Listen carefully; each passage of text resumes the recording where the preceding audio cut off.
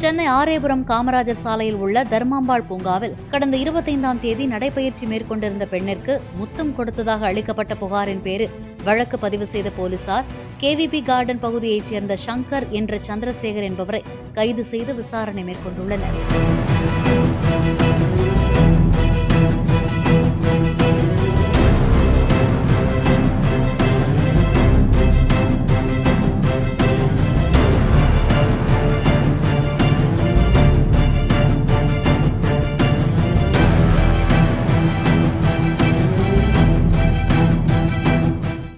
Play store மற்றும் app ஸ்டோரில் இருந்து பாலிமர் செயலியை QR கோடு மூலம் பதிவிறக்கம் செய்யுங்கள்.